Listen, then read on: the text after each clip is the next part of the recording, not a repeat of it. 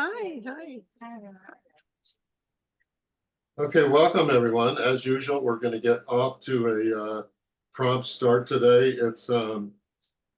I don't know, it's become a real pleasure for me to start off this seminar and run it over the course of the semester because we have such great speakers, and this semester is going to be this more of the same. We have several great talks on the environment, on infectious diseases. We have some very prominent speakers, including our guest today.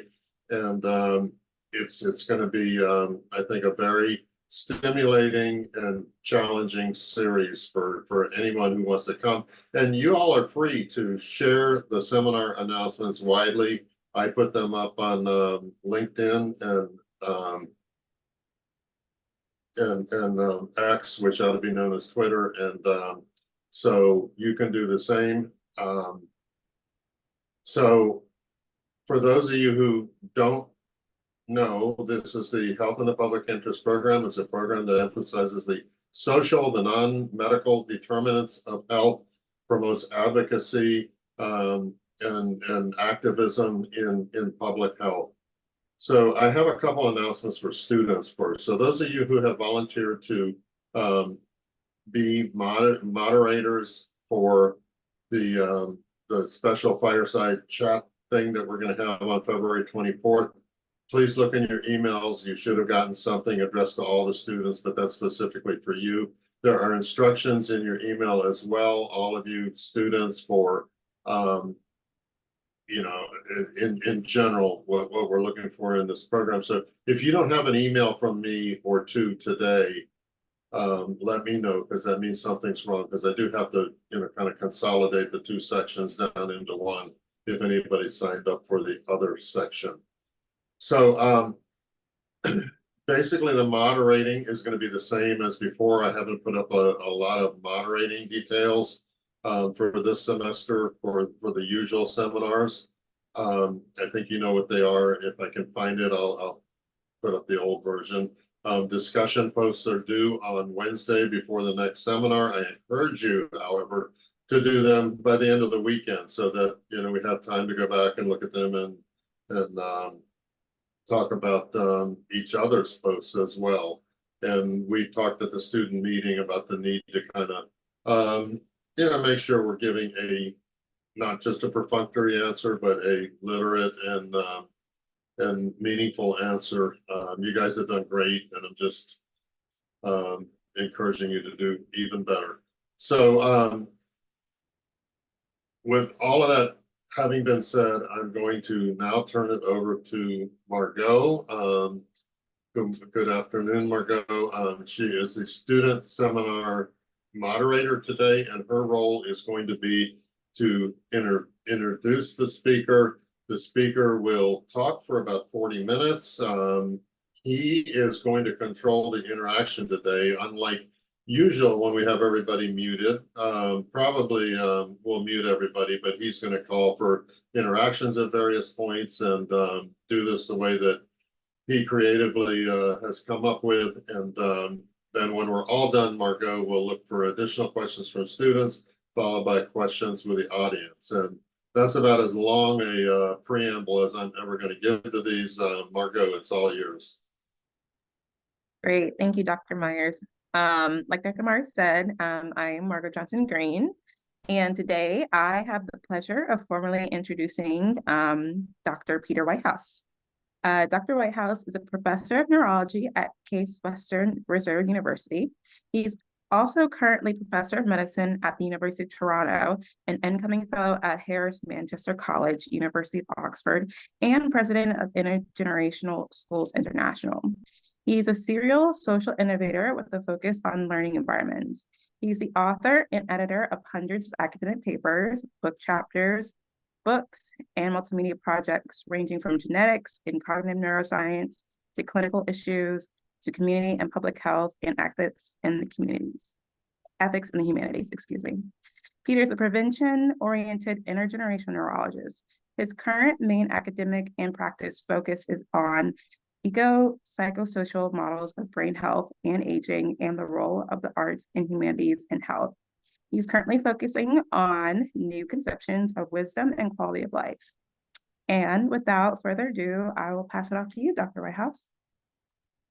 Thank you, Margot, Adam, the rest of the team. I've been looking forward to this. It's going to be fun for me, I hope, and hopefully for you. The title is People, Planet, and Profit, Health in a Time of Polycrisis. And I've attended some of the HAPI sessions, and I'm looking forward to attending some going forward, particularly as you address this climate crisis, as we address it. But I'm talking about polycrisis. This is probably the most complex talk you're going to hear for about 40 minutes. And it is simple. We're just addressing a few simple questions. What's wrong with the world? What caused it to be that way? And how do we respond individually and collectively to those challenges? And don't worry, I will tell you at the end that you're already doing it. So don't get nervous about me telling you have to change your life. Just we'll work on this together. I am a photographer. I like to use PowerPoint, but I am not going to use PowerPoint. I'm going to try to address those powerful points. What's wrong with the world and what caused it, and what do we do about it? And I know that Adam encourages the students particularly, and I would encourage everybody to leave your screens on. It is not going to be the same session if I can't see your faces. And I'm scanning the screen, like Betsy's kind of smiling when I said that. The rest of you haven't kind of gotten with the program here. So it will animate me by animating your faces. Now, in the chat room, I would like to ask you to just put in a word or two about what you plan to do in the future. I know a little bit about where you go based on what Elizabeth told you about graduates, but maybe you don't have to say professionally, maybe kids or something like that, or not kids, whatever the case may be.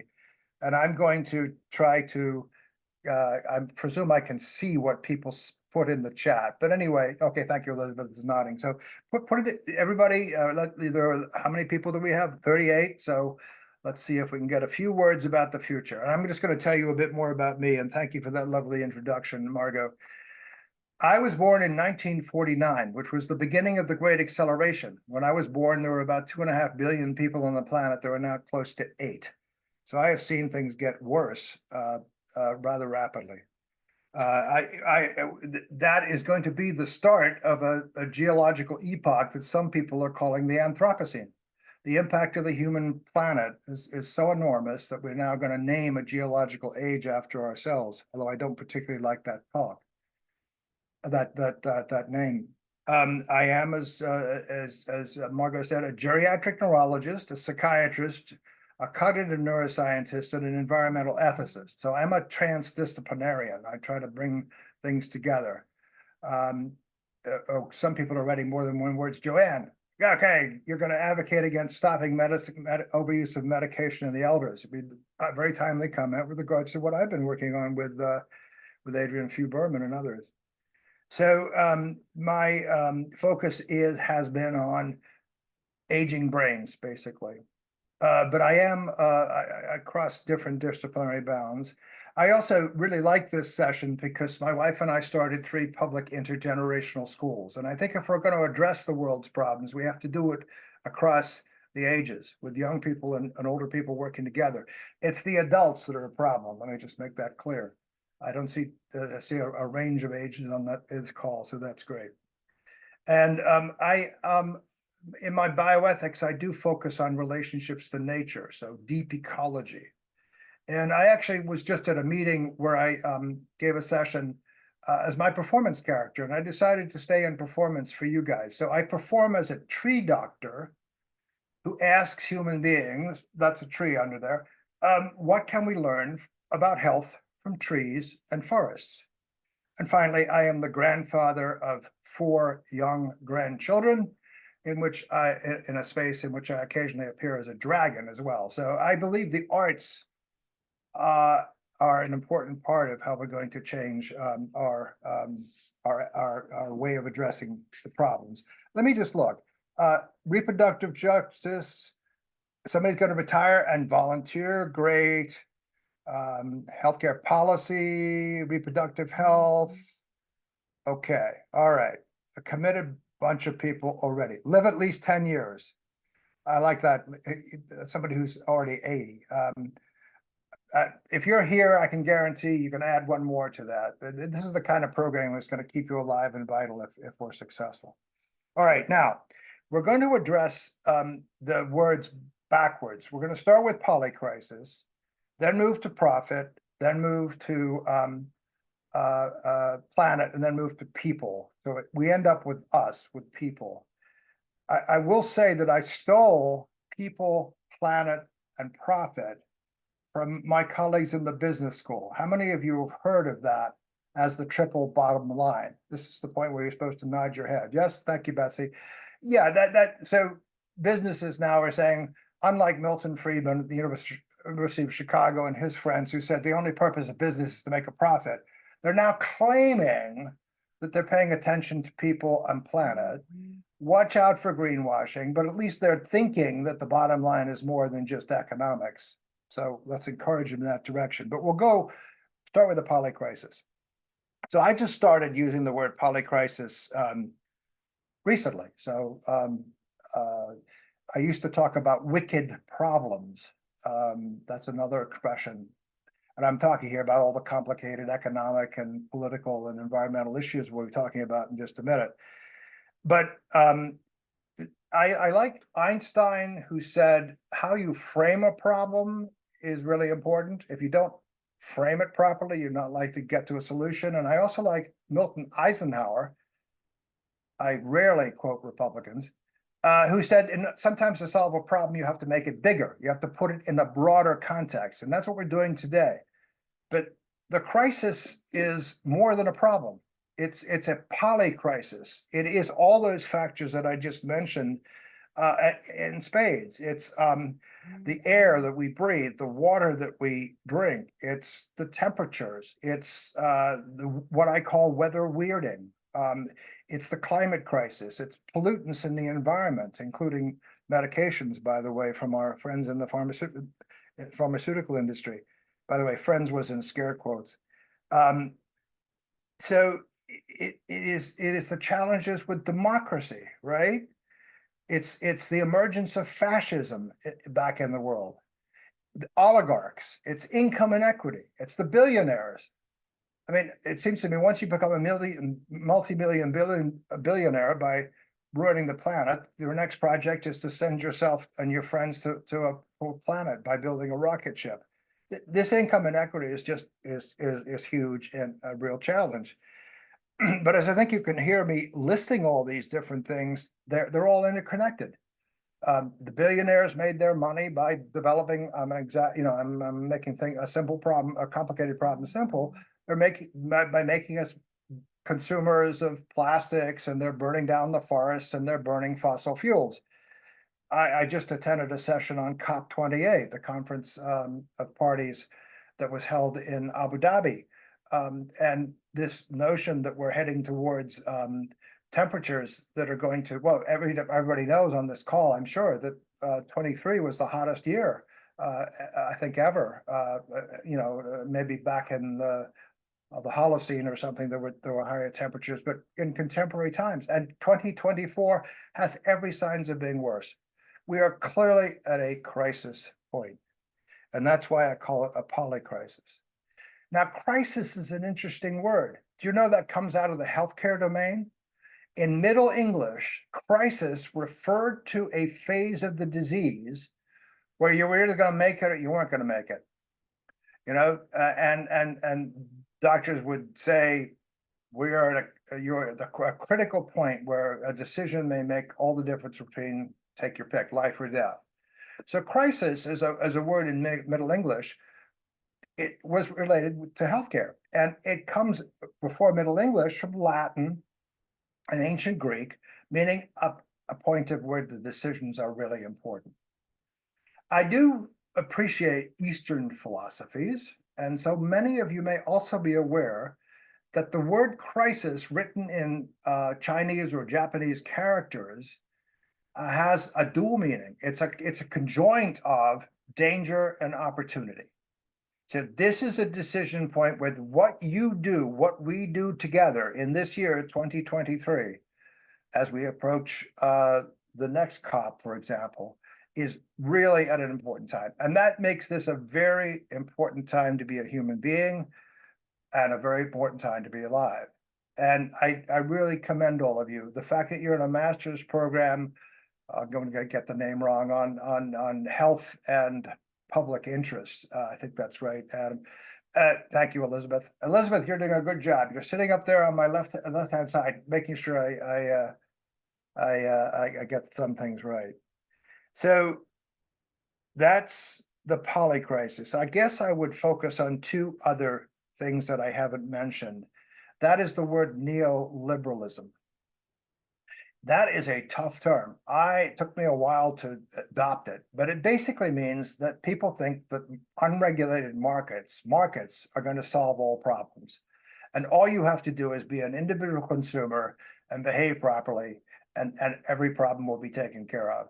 I think it's increasingly clear that modern capitalism, which is been celebrated as the way we've gotten to be where we are, which when we thought we were in a good place was fine, but now we know we're in a bad or a worse place than we thought, that people are really rethinking this whole notion that we can separate ecology and economics, and that we can have an economic system which is so short-sighted. We have become wealthy we have become materially wealthy by virtue of using energy that the sun radiated on this planet hundreds of millions of years ago, fossil fuels. We are cheating by using those fossil fuels and making ourselves in contemporary times materially better off, but not leaving the planet that we had for our children and grandchildren.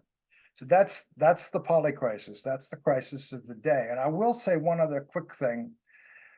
My own personal belief is that we have got to reach back as well as forward. We have got to re-enchant the world. We have got to have a vision of our relationships as human beings in relationship to nature, which is not what we have come in modern times to see nature as a place where we can dump our waste, where we can treat it as externalities. So I have just finished with the crisis. Let me just expand a little bit on the polycrisis on the next word, which I've already alluded to, profit, and then pause for that audience interaction. So normally in this seminar, as Adam said, we wait and we have questions at the end, and we will have questions at the end. But I want to try to engage you, and Margot, you can help out here. You can encourage your friend, your classmates particularly, and you can lead off with a question or two, just to give you a little forewarning.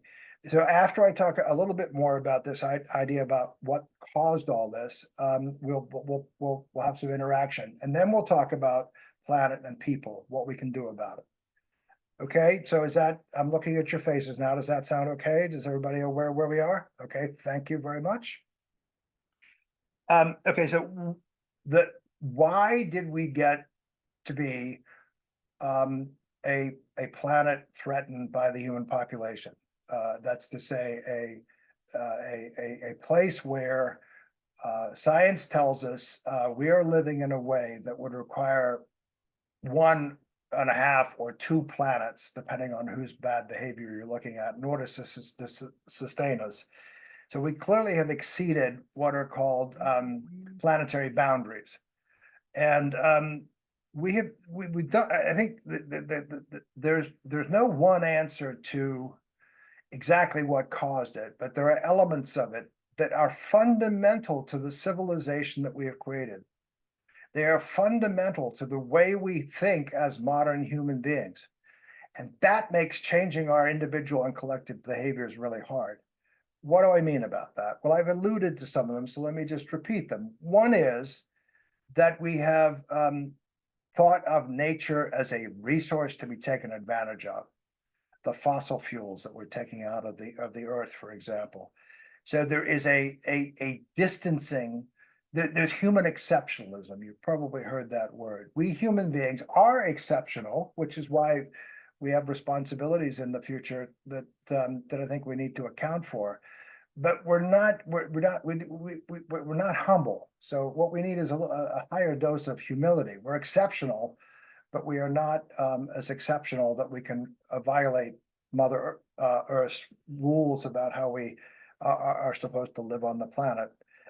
And as I said, part of going back from that, I believe, is to look at indigenous traditions, which have actually survived a whole lot longer time than our modern civilization has in relationship to nature. There are examples of we're in profit right here. So the pharmaceutical industry is one that I've worked on my entire career, 50 years, developing medications or approaches to treat conditions that relate to human suffering. But I used to think we developed pills to treat diseases. Now I think we develop diseases so we can use the pills we have to treat them. In other words, we construct illnesses, social anxiety. I would argue that mild cognitive impairment and even Alzheimer's are things we've constructed in a way that leads people to believe that the answer is a pill. The answer is we'll cure Alzheimer's. I don't have time to elaborate on that, and those of you should look at the Farmed Out website where I've occasionally contributed. But the pharmaceutical industry is a classic example of they say they have that broader people, planet, and profit, but they really are driven to develop medicines faster and faster. And if you look at the data, they're not doing a great job at developing medicines, but they're doing a great job at paying for lawyers and lobbyists and marketing people to convince us all that the answer is a pill. There is something that I think I also is a word that I started using maybe a couple of years ago: regulatory capture.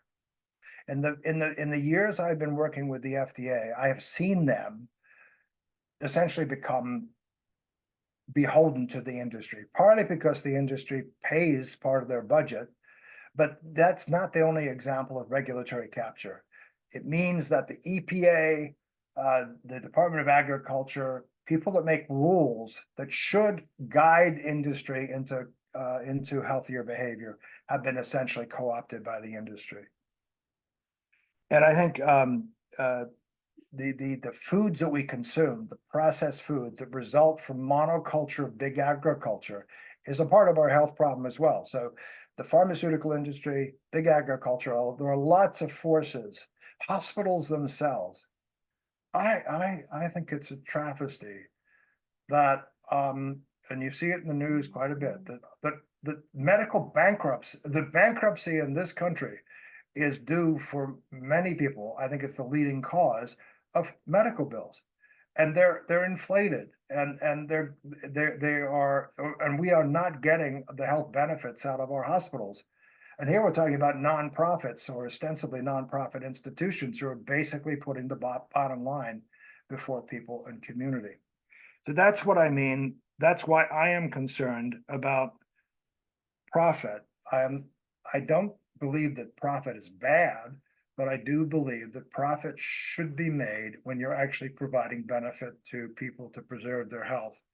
And I will say one other thing as a scientist.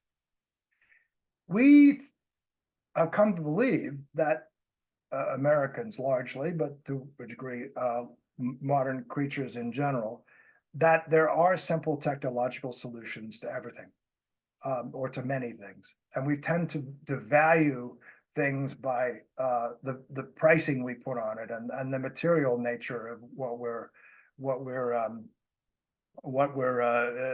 trying to achieve in the world. And I think scientism is the religion that puts faith in science above and beyond what it deserves. So I'm a scientist, but I do think when you have scientists who want to get another grant or who work for industry who say, don't worry, it's just a matter of time before we can solve that problem.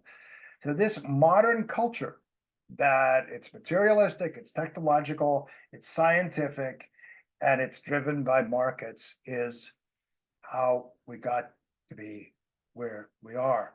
Not to say there are lots of other factors, but I'm trying to make complicated problems, at least is offering you some ideas about where we got to be, why we got to be where we are.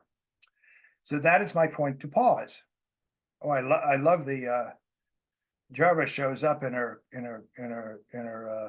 medical outfit here. Okay, so that's the time. Elizabeth, help me with a time check. I'm supposed to, we started at 12, thanks to Adam's promptness, so I need to finish up by about 12:45. But by allowing questions now, we might take a little bit of time away from questions at the end. Okay, all right, Elizabeth, you're great.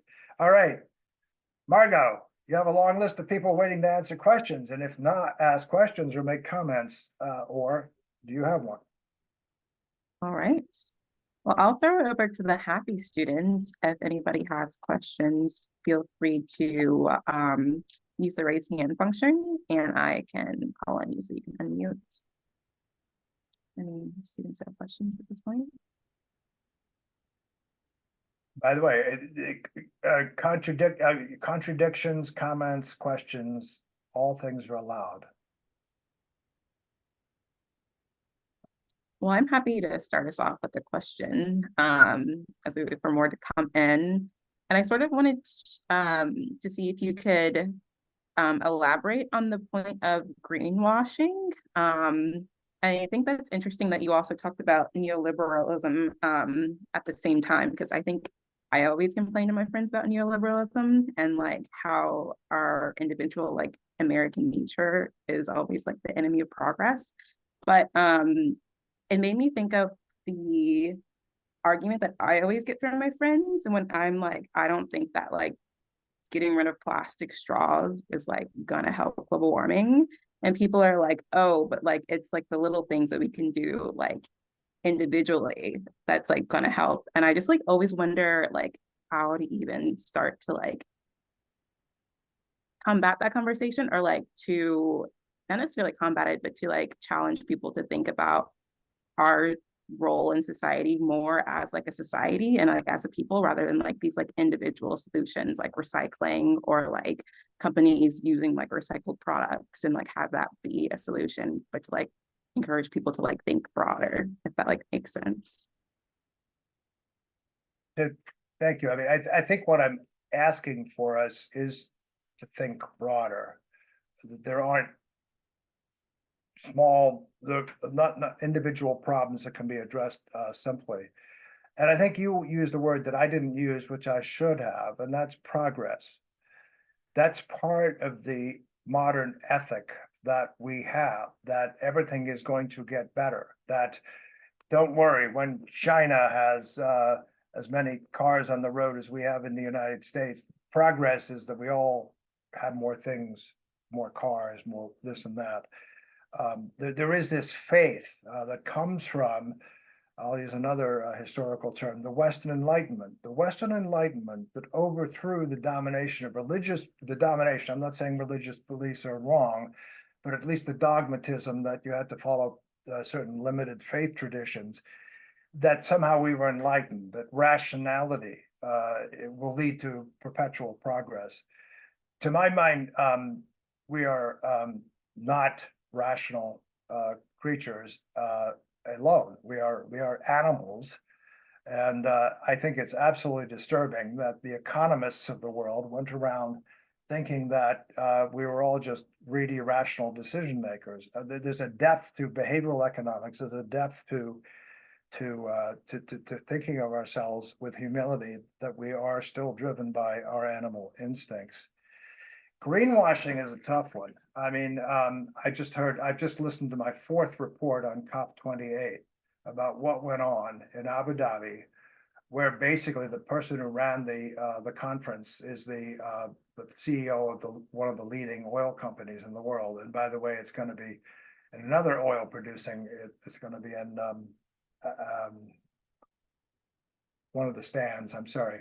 So this idea that somehow we can convene with almost 3,000 lobbyists for the fossil fuel industry and create a sense that we're making progress against global warming. There's something wrong here. The civil society is not adequately represented in that process. And yet the industry that's there says, well, we're going to do this, we're going to do that, we're going to be carbon neutral by whatever else. It's really hard to tell whether they're walking their talk or not. I mean, some things are obvious and some things are not obvious. But greenwashing is an absolutely critical issue that we all as citizens need to be more careful about. We get brainwashed in the consumer products we purchase because of the direct to consumer marketing that exists in this country and only one other, I think New Zealand. So we are being brainwashed, we are being greenwashed, and that's what we can talk a bit more about that when we get to the next part of the talk, which is what do we do about all this? Other comments? Thank you, Margot, for keeping things going. Thank you. I see Bonnie, you have your hand up.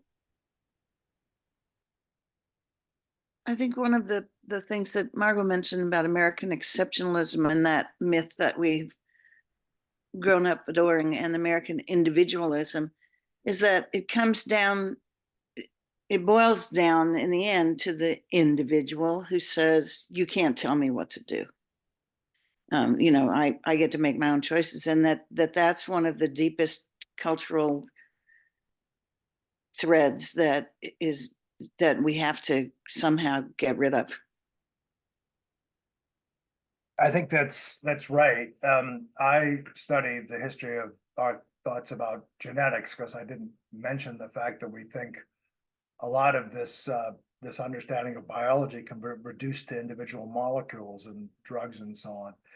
But the idea that that capitalism interpreted Darwin as saying it's all about tooth and nail and individual competition based on our individual greeds is wrong.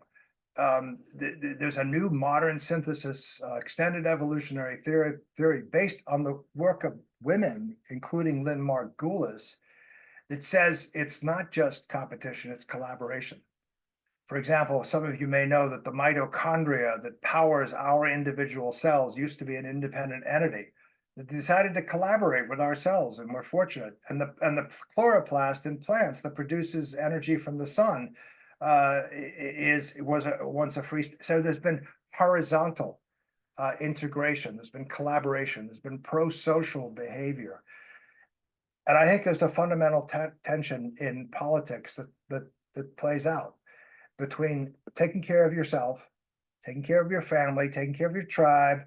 How can we develop a consciousness that means we want to take care of our entire species, and that the human exceptionalism is that we have the ability to also be responsible for other species? So how do we make the commons more of a focus than realize than individual behavior? I'm not pulling a Republican or a Democrat language here, but I am, because I think in part you have to have a balance. The problem with our politics is it's gotten too polarized and at the extremes. You know, I mean, maybe Texas will secede from the Union, and maybe we won't feel so bad about that. By the way, I'm speaking on behalf of myself, not Case Western Reserve University. Don't get me into trouble for making that kind of partisan comment. By the way, I do like to play around, and I've got to be a little careful about saying things but I think you understand what I'm saying. I mean, so Bonnie, thanks for that very important question. All right, well, I think we should probably go on. Is that okay? Margot, you're in charge? Yeah, sounds good to me. We can take more questions at the end if there are other questions. So, planet. So I also just finished a session. All of this was timed in association with this meeting of the Planetary Health Group. One of the major medical journals, The Lancet, has one on planetary health. What does it mean for a planet to be healthy? And why should that be our focus? Well, because of it, the polycrisis, it requires operating at a level beyond clinical. That's what doctors and nurses tend to do. And again, it goes back to what you were saying, Bonnie. My responsibility is for the individual patient in front of me. Public health doesn't get its adequate attention in our healthcare system, and environmental health is often not a part, has not been part of public health adequately. And now we get to the scale of planetary health. I think the concept of Gaia is a very important one, developed by that same Lynn Margulis, who developed the notion of symbiosis, and James Lovelock, who was an engineer. This notion that the planet is a functioning system. Some people say it's a superorganism. We can not have that conversation, but the fact that it's a self-regulating system. If we did not have life on this planet, it would be a lot hotter than it is, because life regulates the temperature on the planet. So I think to think of the planet Earth as a biology on a thin biology, I should say, on a big sphere, rocky sphere, molten sphere, that is Gaia. That is, and it's named for one of the, not a goddess,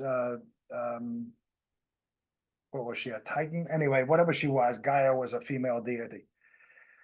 There's something called Earth system science to go along with that. And in fact, I can mention again, extended evolutionary theory, this idea that you can't understand anything important about genetics from somebody's individual genes unless you put that in the context of the population genetics and how that changed over time. So planetary health has a long time span, a long time perspective. And there is now, I think, an exciting concept that we're celebrating the 100th anniversary of, which puts the mind into the planet. So we've got the geosphere, the planet, we've got the biosphere, but we got thinking, information processing creatures on this planet, I should say, in addition to ourselves. And the word noosphere was invented by a Jesuit priest and paleontologist, Teilhard de Chardin, to say there's a mind sphere, there's a cognitive sphere. And Lord knows, we all know it exists because the artificial intelligences of the world are going to take it over. And that was somewhat of a joke, but I do think we have to think that there is another level to the planet which has to do with all the intelligence that exists in the planet. And that involves the wisdom of the trees. Let me just tell you, trees are wise. We look at them as wise. They live a long time. But they got to decide when they're going to put the acorns out and which way they're going to put the branch and how they're going to adjust to this and that. And the growth rings reflect their decision making. So intelligence is distributed throughout all life. And this notion that there is a planetary, I don't want to call it consciousness, but a planetary wisdom that we human beings are a part of, an important part of, that we should in fact embrace and but recognize that we're not alone and that we're part of this what he called noosphere. And I want to say one other thing about that before I move on to people and then back to your questions. It's really hard to think about planetary scale and important. It's really important to think about your own community, your garden, whatever. That's important. There is a concept called bioregionalism, which I think is really important, or eco-regionalism. You know, it doesn't really, Mother Nature doesn't know that I live in Shaker Heights or that I live in Cuyahoga County. But it is more intimately connected to me because I live in the watershed of the Doan Brook. So this is what the indigenous peoples understood about living on the planet, that you have to know your hunting ground, you have to know your water supply, you have to know your fish. And so there is, between the planetary and the local community, but between the global and the local, a region that is, I think, as the heat problems and the planetary health issues become greater, we will be depending more on that kind of a scale. Globalization cannot continue the way it is. produces too much fossil fuel. So we will be constraining ourselves, thinking about ourselves as living in communities, not just our local community, but but the region in which we live in, the North Shore of Lake Erie in my case. So, sorry, the South Shore of of Lake Erie. And I'm participating in a conference in Toronto.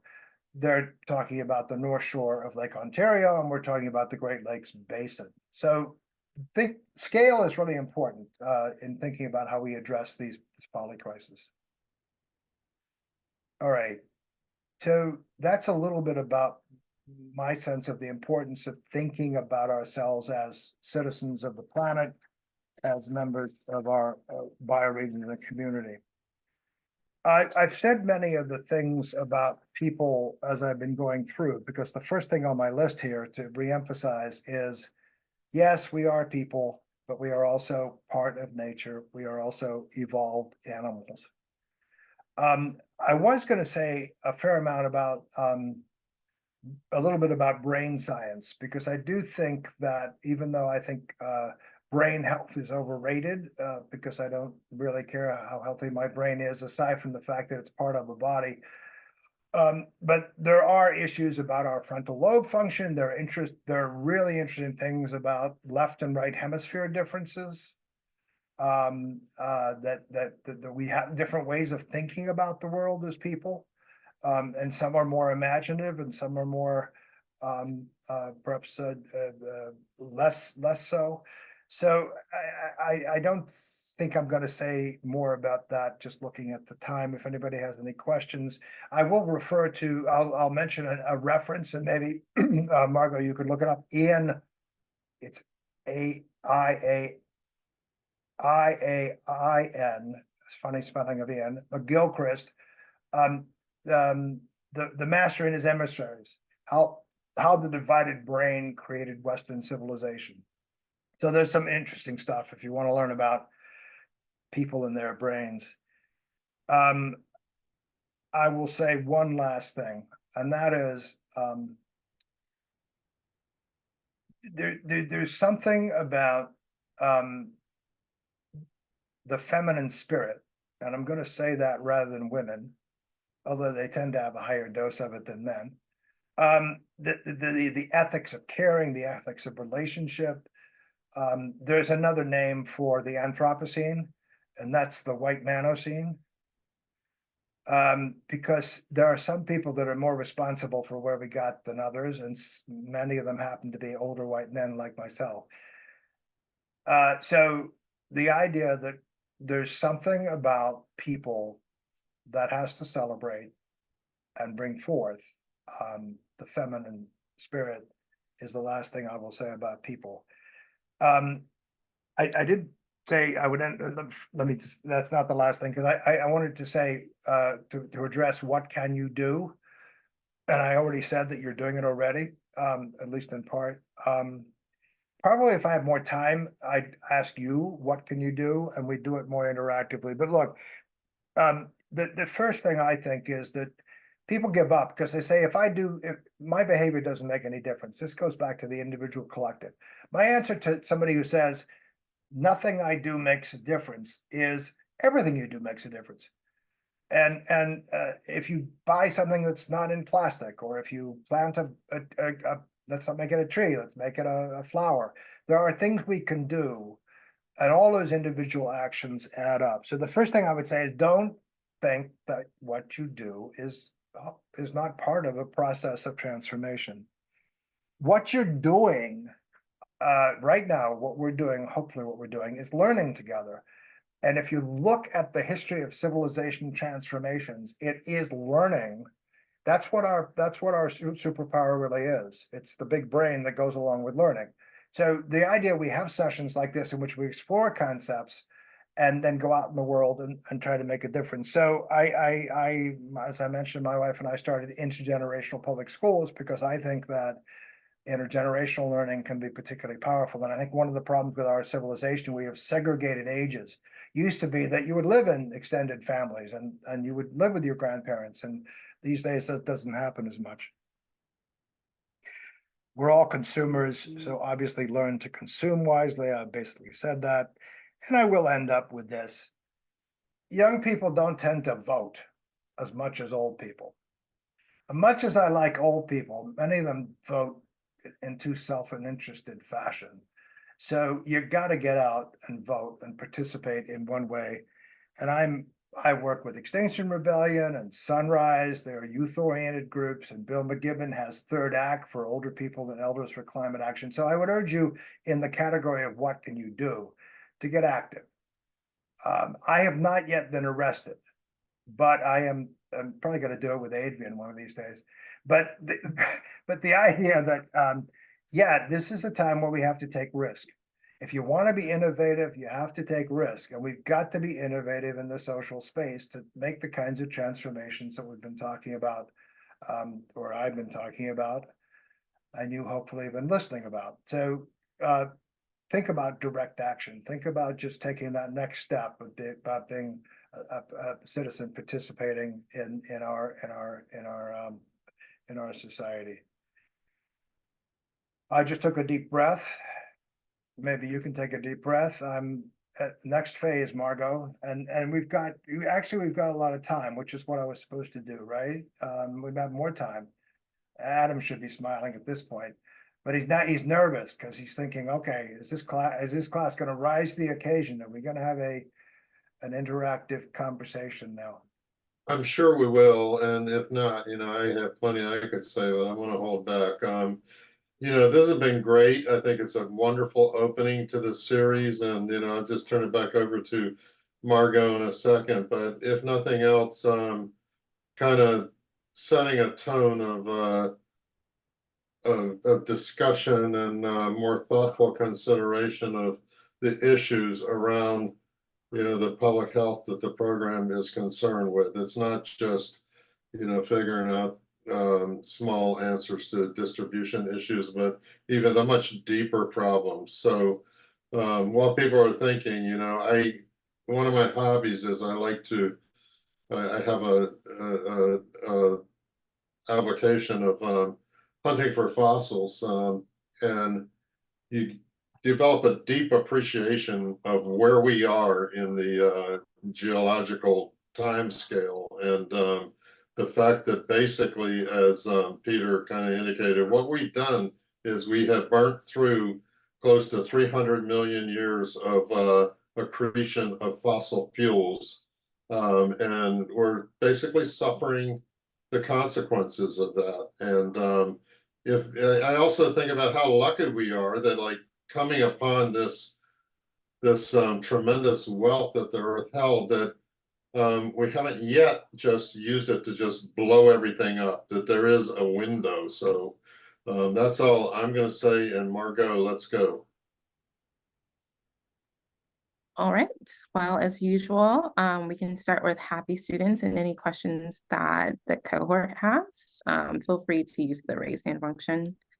Margot, can I also, well, privilege the students, and let's privilege the students that disagree with me. All right. Any naysayers?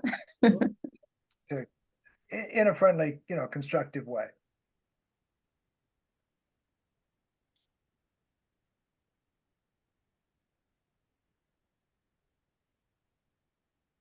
If you like this, Former students too, people who are in the program but not in the seminar.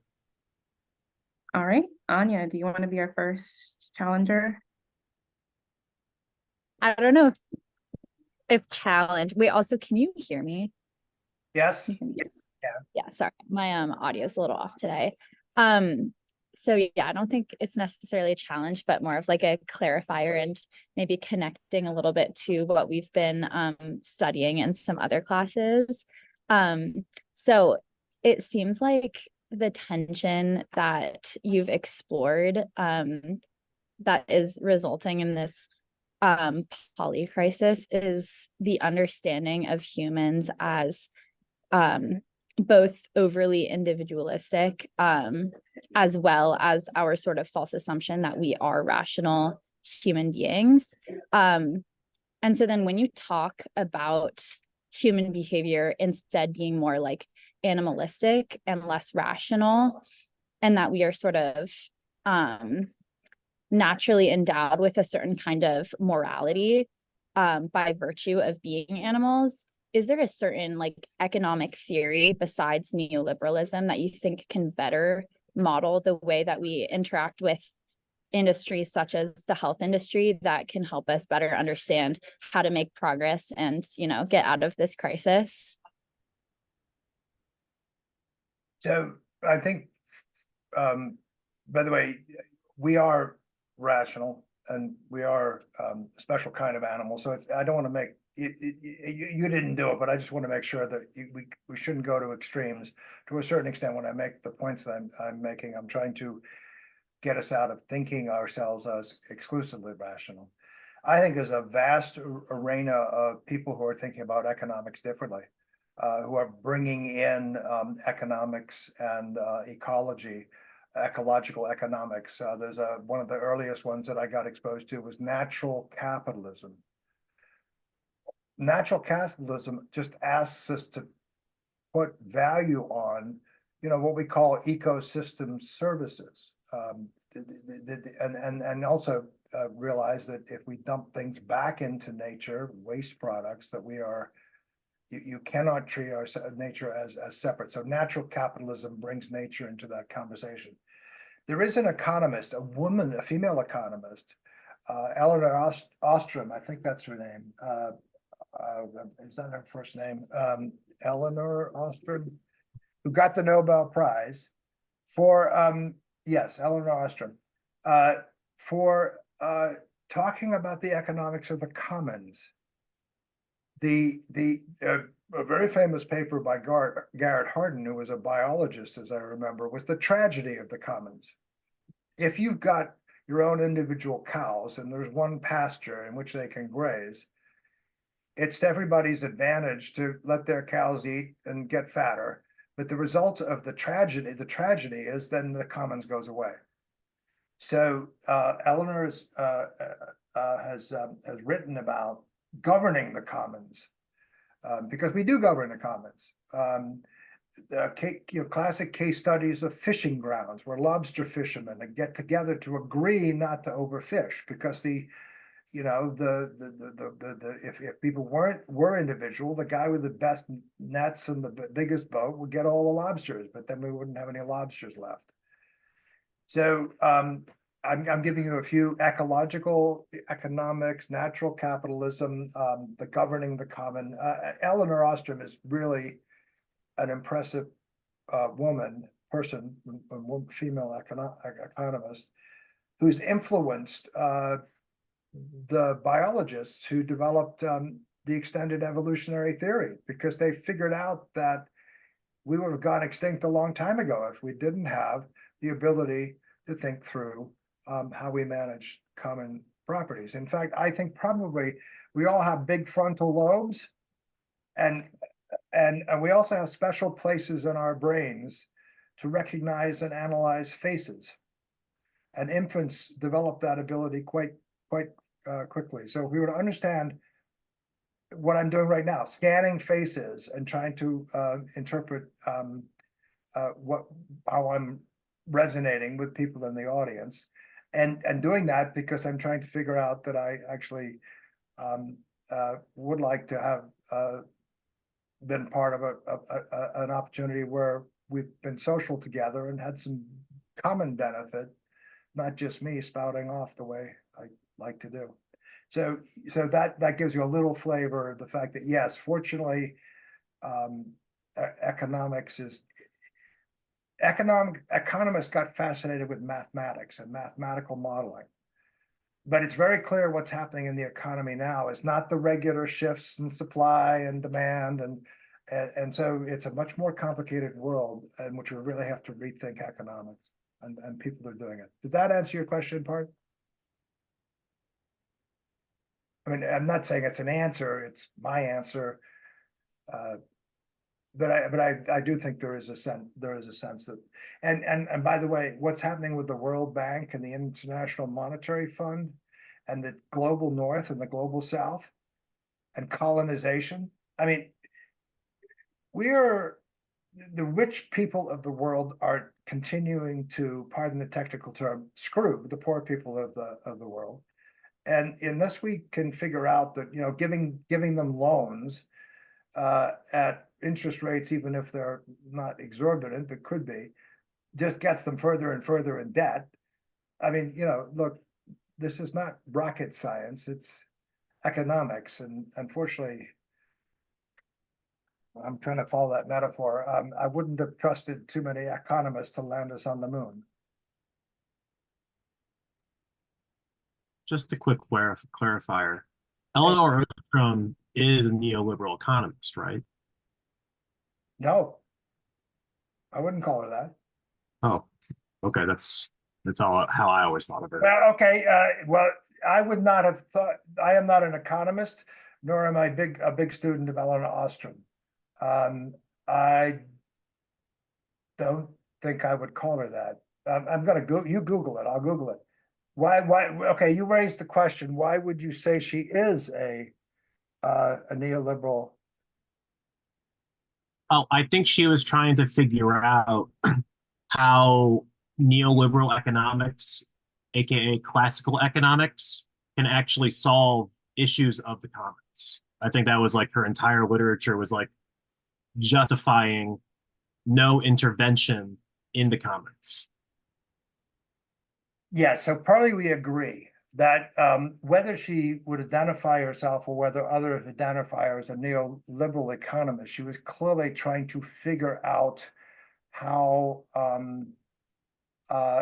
economics could evolve itself to address some of these challenges. I don't know whether, I don't think she would consider herself, but I don't know. I mean, she clearly was trying to extend economics into directions that would try to address some of the historical challenges it was facing. So if you want to follow up on that piece of research, we can try to figure out whether she was or wasn't.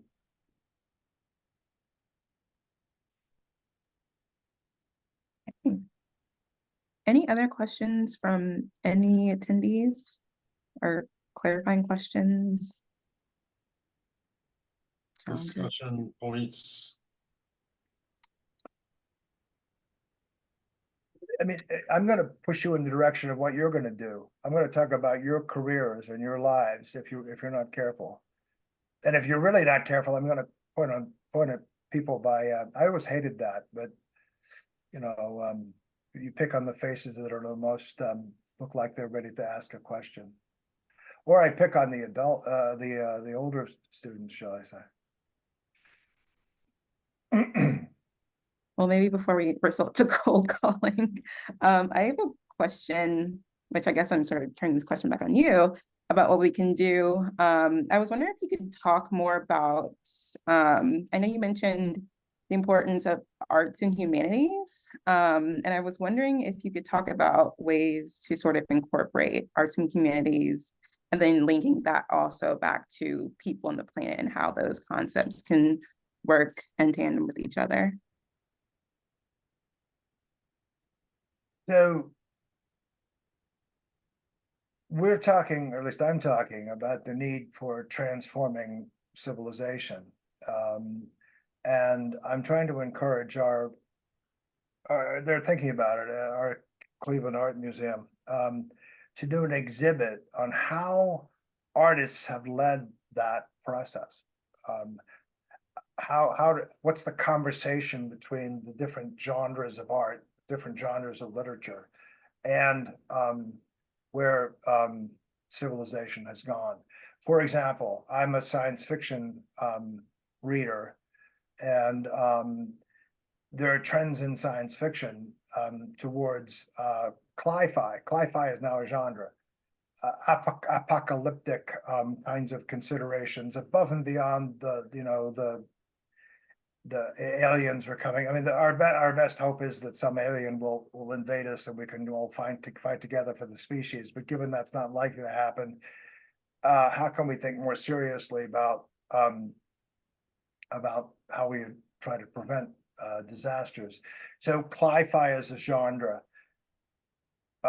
female writers of science fiction, Octavia Butler, Ursula Le Guin, are writers who've extended our thinking about relationships and genetics in ways that perhaps the male writers have not.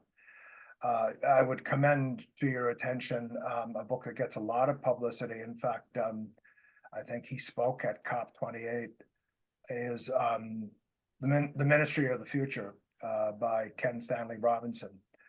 Again, the title suggests it. Where in our governments are there ministries that are thinking about the future?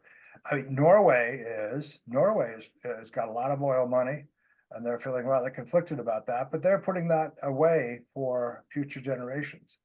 So, I mean, I do think that that I've picked on a particular genre. For me, as a performance artist, as a tree doctor, I'll say one last thing about art. Art can extend metaphors. Metaphors, our language is based around metaphors. Just think about how many times in fact, you use tree metaphors, let alone other metaphors. So basically we are narrative creatures. We are storytellers, and so the arts are all about in one way or another telling stories. So that's a partial answer to what you were asking, I think. Yes, that's helpful. Thank you. Jacob, have you done any research yet? No, not yet. I mean, I could right now if you want, but I'll probably do a more Well, deep later. We can talk later. I think at the end of the day, we're going to find challenges what people mean by the word neoliberal, but I think we're going to also find challenges with regards to was she extending that idea, trying to exist within the mainstream and stretching the mainstream, or was she in fact kind of outside the mainstream, trying to do her work? So I don't think we'll, but it would be interesting. You know, since I'm not an economist, it's easy for me to duck that question, but it's intrigued. So, whoever's responsible for Jacob's grade, will you make sure he follows up? Otherwise, I'm just kidding. I'm a student at Case Western, so I Oh, are don't you think really? the faculty have much of a say over that, but yeah. That's interesting. I presumed you were part of George. So you're responsible for him, Peter. I'll give him extra credit. Okay. Yeah. Other questions or comments? Sorry. Yeah, let me just make one quick comment on Eleanor Ostrom that might actually help the audience a little bit. So there's this general idea of whether people are rational or not. And the neoclassical economists base all of their models on rationality. And a bunch of people who don't agree with that have challenged the neoclassical economists, saying, how do you solve these various situations where we would probably see what is called a market failure, one of these being the commons? And Eleanor Ostrom kind of created these thought experiments where the government would not necessarily need to intervene in the commons in order for the commons to be preserved. And this, I would put that in the neoclassical camp, because the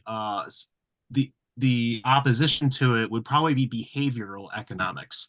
And behavioral economics looks at where people act irrationally and tries to document common, rational, predictive, irrational behaviors. And then if they're common and happen often, then maybe you can correct if it's the same error over and over again. The only issue with economics that does not align with neoclassical is that it's not scalable to every single question. Neoclassical puts every single question into supply and demand terms, so you kind of understand how to think about things from that standpoint. But something like behavioral economics has to be completely circumstantial for every single circumstance, which makes it only scalable to those said circumstances. And that's kind of the conflict that we're in as a discipline at the moment.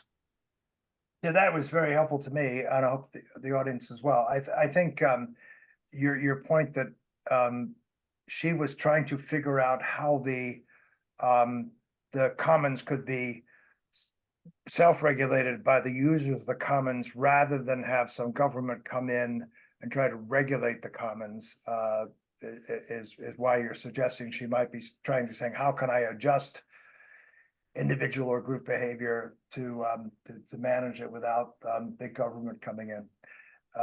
Anyway, thank you, Jacob. Okay. That's fun. See, that kind of thing is fun. Both Jacob and I may have learned something a little bit. I don't know if Jacob is aware of her influence on the biologists, but yeah, see. So look up David Sloan Wilson. Actually, David Sloan Wilson, I will talking about arts again. If some of you are familiar with Ayn Rand's book, Atlas Shrugged, which is all about individual, greed and so on. David Sloan Wilson is the evolutionary biologist. His book is called Atlas Hugged. So the idea is that actually, what I sometimes say is I hope when the last two human beings are left alive on the planet, they're hugging each other, not hitting each other over the head. Meaning we have these two pretense, the cooperation and competition urges.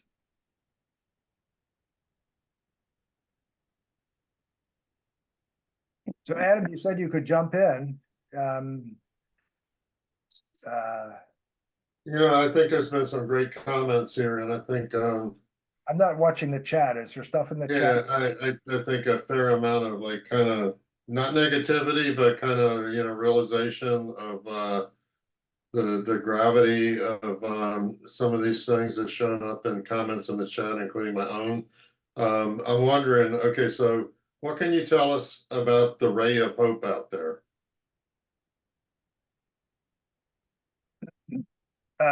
Well, I see in the chat two comments. One is the right-wing people are winning to a certain extent. The Netherlands, I always thought, was one of the most civilized, the Netherlands and Scandinavia. And so when they start going right, we're in trouble. And then the Bonnie by Republic, so she thinks the other name for the Anthropocene is the assholocene. I don't know if I pronounced that correctly. Okay, that's not hope. Mother Nature. I sometimes say, look, we humans are not going to be able to solve the polycrisis. Mother Nature will.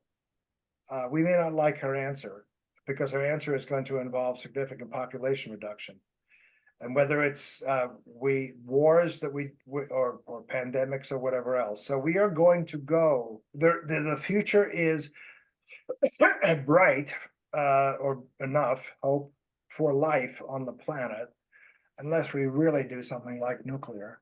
And that may be challenging. Although I tell you, the bacteria in the sulfur springs where life originated will probably survive a nuclear holocaust. So it will take another 4 billion years for the Adrian's looking puzzled.